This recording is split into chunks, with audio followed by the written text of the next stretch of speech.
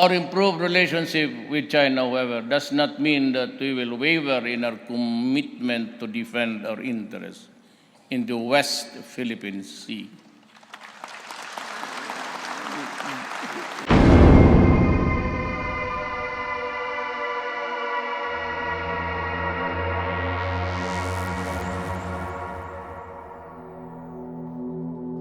Several hours north of Manila in Zambales province is Masinloc, a place famous for its mangoes.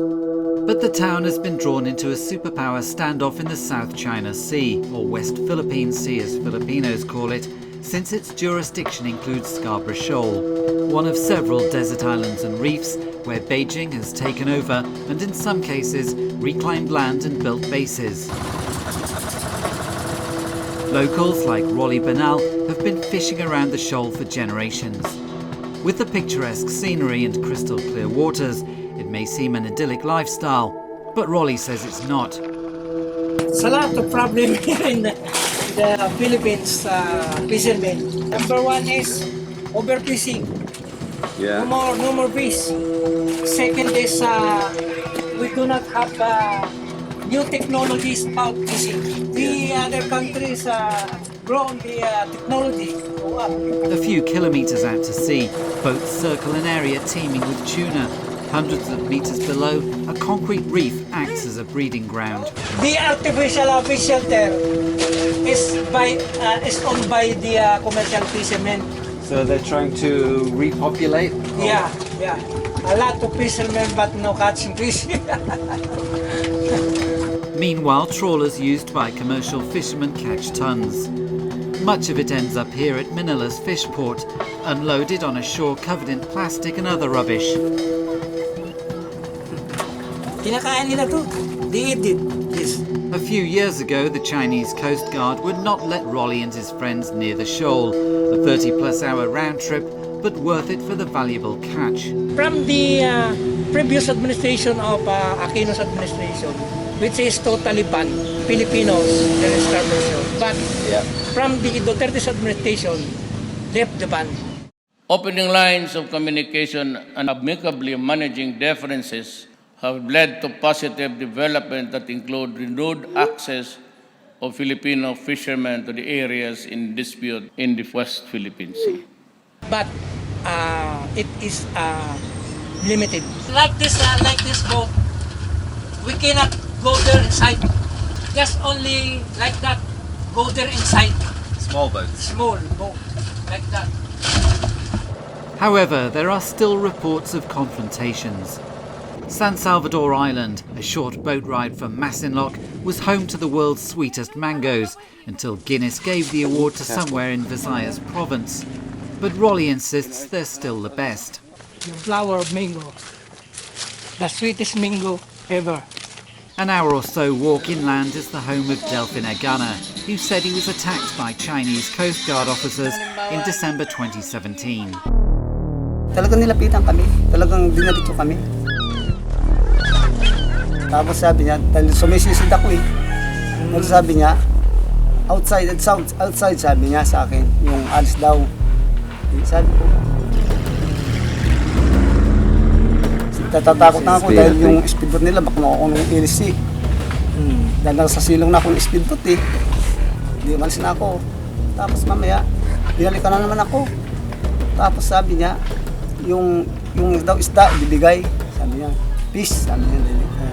Pagkakuha ng isda, ito, pana na naman. Kinuha nila. Hindi ko na ibibigay kako dahil wala na akong pangpana sa likod. Sabi niya kapag daw hindi ko ibibigay. Ganun sabi niya.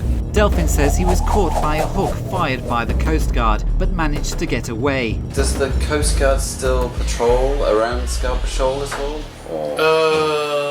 We do patrols, but mainly monitoring. The vessels that we have are 44 meters, and these are not big vessels that can withstand the kind of weather that's prevailing during October to January and February.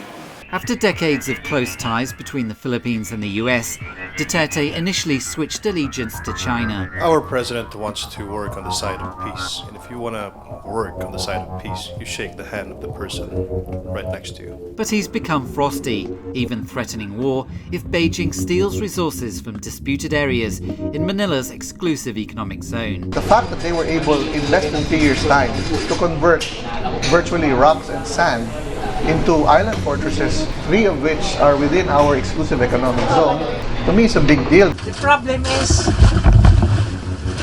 who is the ruler? Oh, we have cats. You're not really not successful. For the naysayers who say that the Philippines practically can't do anything, we simply have to lift a page from Vietnam. We're just about the same size as Vietnam. We have more or less the same capabilities. And when they stood up to the Chinese have backed down. Especially when this oil rig incident happened, when they threatened to ram the oil rig of the Chinese. They pulled it out. China Coast Guard, they got weapons. About 1 mile before Scarborough Shoal, they posing there, like water cannon, like what they call that. Sonic weapon? Yeah. Supersonic weapon like that. So how does that feel? It's in the ear. You cannot block? You cannot block kind of apparatus. Make you want to go away. Yeah. They're also telling me that the Chinese Coast Guard were using some sort of sonic weapons. I heard of that. Do you know what kind of weapon it is? No, it's a sound that's coming from the ship. I heard of that, but I have not validated that. China has been touting larger-scale technology to try to keep the US out of the South China Sea. There has been a lot of talk about, or news about, coming from many parties that China has developed area denial weapons that will counter the naval supremacy of the United States Navy. So you have it from both Chinese and US government sources. The thing is that, are these weapons really existing? The Chinese rely heavily on the Russians for weapons design. Their top-of-the-line naval fighter is actually a Russian fighter plane, which is based on the Su-27 family. If the Chinese have an aerial denial weapon, then why don't the Russians have one? Despite the threat, the US, Britain, Japan and Australia have not been put off and have been sending ships, submarines and aircraft, including American nuclear weapon-capable B-52s, into the area. Visits typically coincide with China celebrating a national holiday or high-profile political event. So it's probably no coincidence the US planned war games in the Philippines during President Xi Jinping's visit to Manila in November. The United States, it comes in because of its treaty obligations to the Philippines. The British are here out of their connections with the United States. At the same time, they're still trying to make themselves relevant to whatever geopolitical purpose and objective that they have. 30 years ago, you would not have seen the Chinese doing this. They cleaned everything. They cleaned all those islands out there, but they never really were pushing it in. The crucial difference there is that the US never made any permanent facilities, whereas China practically altered the terrain there. At the time when the whole area was dominated by the Americans, our fishermen could fish wherever they wanted to. Was the Navy using it for target practice? We were using something out there. Scarborough Shoals, I think, may have been one of the places. Yeah.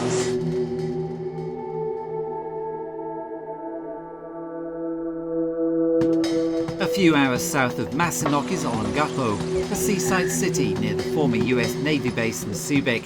It was a popular hangout for visiting American soldiers and sailors from the Vietnam War until the Navy left in the 1990s. People were happy when the Navy was here. They were well taken care of. You know, a lot of ships coming in here. You got sailors. When the F Carrier Battle Group came in, you got 8,000-9,000 sailors running through town. It's a sad day for the Americans, especially the guys that were, lower level guys. This was a great assignment. I mean, I'd say 20% of all the GIs that came here married a Filipino, yeah? Now, all those bars and everything, they used to be,